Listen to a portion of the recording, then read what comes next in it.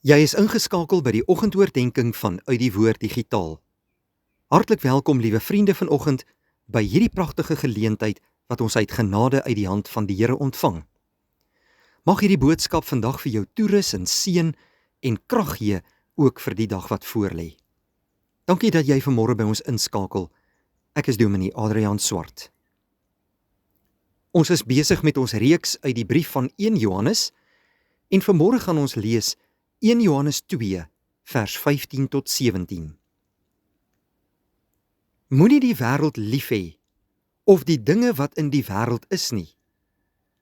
As iemand die wêreld liefhet, dan is die liefde van die Vader nie in hom nie. Want alles wat in die wêreld is, die begeerlikheid van die vlees, en die begeerlikheid van die oë, en die grootsheid van die lewe, is nie uit die Vader nie, maar is uit die wêreld. En die wêreld gaan verby en sy begeerlikheid. Maar hy wat die wil van God doen, bly vir ewig. Johannes, broeder en suster, skryf hierdie brief aan hom, aan kinders van die Here, om hulle toe te rus en raad te gee oor hulle eie geloofslewe. In die gedeelte van vanoggend kom praat Johannes oor die wêreld en al sy begeerlikhede.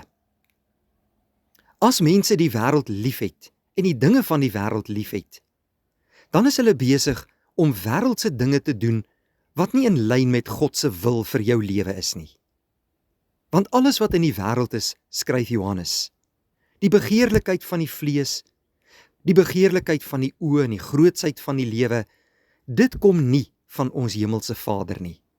Maar dit is dinge wat uit die wêreld kom. Dit pas nie by kinders van die Here se lewe nie.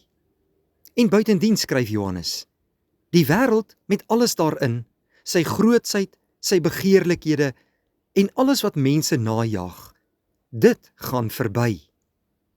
Maar hy wat die wil van God doen, bly vir ewig. Nou, hoe weet ek en jy wat die wil van God vir ons lewe is? Ons vind dit in God se woord. Die Bybel is God se geopenbaarde wil aan ons.